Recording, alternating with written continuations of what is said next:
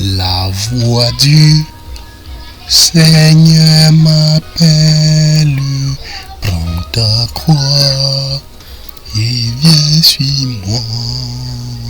Je réponds, Sauveur fidèle, me voici. Je viens à toi jusqu'au bout, jusqu'au bout, je veux te suivre. Dans les bons, les mauvais jours, à toi pour mourir et vivre. À toi Jésus pour toujours. Chers serviteurs et servantes de l'Éternel, recevez nos cordiales salutations dans le précieux nom de notre Seigneur et Sauveur Jésus-Christ. Que la grâce, la miséricorde et la paix soient abondamment accordées en ce jour solennel où nous faisons mémoire du sacrifice parfait accompli à la croix. Jusqu'au bout de notre vie, dans les bons, les mauvais jours, à toi pour mourir et vivre, à toi Jésus pour toujours. Éternel Dieu, Père Tout-Puissant, nous t'adorons pour ton amour infini, manifesté en Jésus-Christ. Tu es le Dieu fidèle, le Dieu juste, le Dieu qui sauve. Tu es digne de recevoir toute la gloire, tout l'honneur et toute l'adoration. En ce jour, nous élevons nos cœurs vers toi, reconnaissant que sans la croix, nous étions perdus, mais par la croix, nous avons la vie. Amen. Je vais inviter tout un chacun à demander humblement et à confesser ses péchés avant de continuer. Vous pouvez donc mettre la vidéo sur pause et faire cela. Et si c'est fait, nous pouvons continuer avec la parole de grâce. Écoutons cette parole. Approchons-nous donc avec assurance du trône de la grâce afin d'obtenir miséricorde et de trouver grâce pour être secouru dans nos besoins. Ceci est tiré de Hébreux 4, verset 16. Bien-aimés en Jésus-Christ, nos péchés sont pardonnés. Notre condamnation est ôtée et une nouvelle vie nous est offerte. Recevez cette grâce avec foi. Amen. Ok. Si nous avons reçu la grâce, je voudrais que nous puissions explorer ensemble quelques lignes des textes du jour. Le premier texte est celui de Somme 31, extrait dans la version Louis II. Somme 31. Pour celui qui peut prendre la peine de chercher sa Bible et lire, pour essayer de faire quelque chose, je l'ai fait comme ça sciemment. Ça commence par « Aie pitié de moi, Éternel, car je suis dans la détresse. J'ai le visage, l'âme et le cœur usés par le chagrin. Ma vie se consume dans la douleur et mes années dans les soupirs. Je suis oublié des cœurs comme un mort. Je suis comme un vase brisé. Aimez l'Éternel, vous qui avez la piété. L'Éternel garde les fidèles et il punit sévèrement les orgueilleux. Donc c'était un extrait, quelques extraits de Somme 31 et nous comprenons que nous demandons pardon et par la suite, le Seigneur nous donne la loi qu'il faut suivre et il nous rassure qu'il garde toujours ceux qui sont fidèles à lui et punit ceux qui sont orgueilleux. Nous allons donc voir quelques extraits de Ésaïe 52, les versets 13 à 53. C'est-à-dire 12, les versets 12, nous allons parcourir tout cela. Extrait de Louis II également. Voici mon serviteur prospérera, il montera, il s'élèvera, il se lèvera bien haut.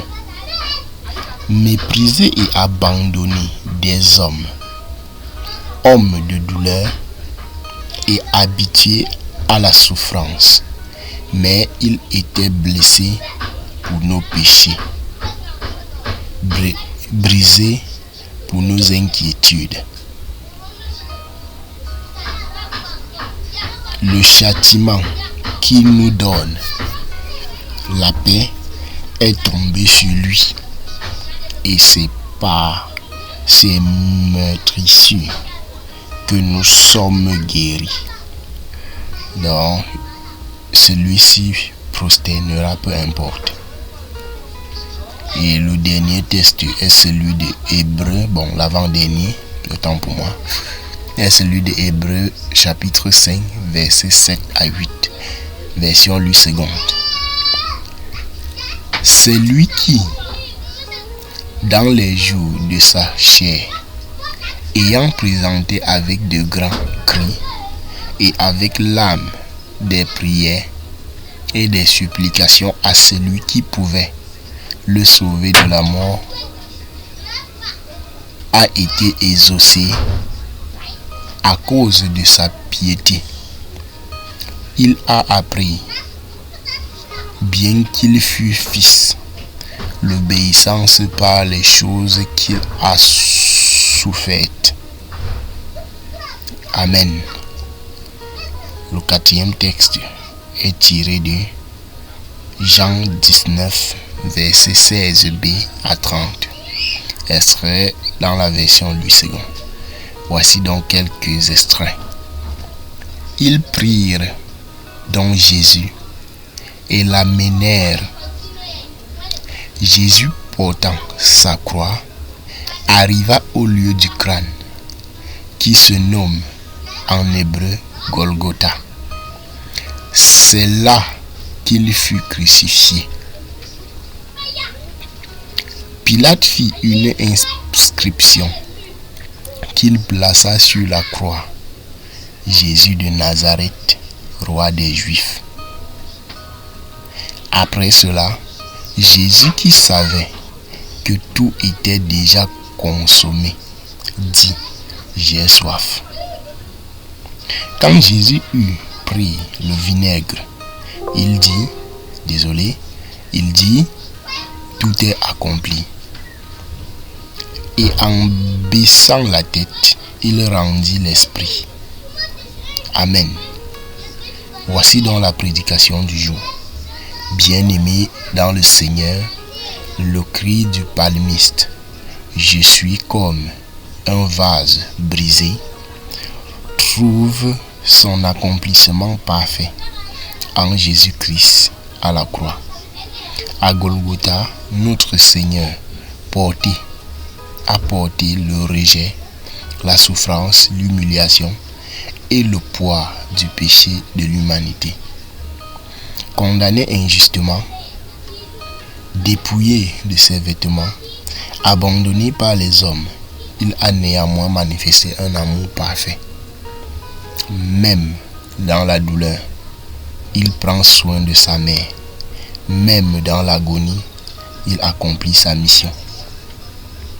Et alors, lorsqu'il déclare « tout est accompli », ce n'est pas un cri de défaite, mais un cri de victoire. Cela signifie que le prix du péché est payé, que la justice de Dieu est satisfaite, que le salut est désormais accessible à tous. Mais cette parole nous interpelle aussi. Si Jésus-Christ a accompli sa mission, alors nous sommes appelés à accomplir la nôtre. Dans notre vie, sommes-nous fidèles malgré l'épreuve? Aimons-nous malgré les blessures? Persévérons-nous malgré les difficultés? Le vendredi saint est un appel à vivre une foi active, engagée et fidèle. C'était là la parole de ce jour. Nous allons donc, chacun en ce qui le concerne, faire une remise en question. Amen. Si telle est la volonté que nous voulons, confessons donc la foi chrétienne en disant: nous croyons en Dieu, le Père Tout-Puissant, Créateur du ciel et de la terre. Nous croyons en Jésus-Christ, son Fils unique, notre Seigneur, qui a souffert et a été crucifié, est mort et a été enseveli, et qui est ressuscité pour notre justification. Nous croyons en l'Esprit Saint, qui nous sanctifie et nous conduit dans la vérité. Nous croyons en l'Église universelle, en la communion des saints, en la rémission des péchés et en la vie éternelle. Amen. La prière d'intercession, que chacun demande sincèrement ce qu'il a besoin à Dieu. Et je lève la voix en disant: Seigneur notre Dieu, nous te présentons nos vies, nos souffrances, nos fardeaux. Regarde ceux qui sont dans la détresse. Console ceux qui pleurent.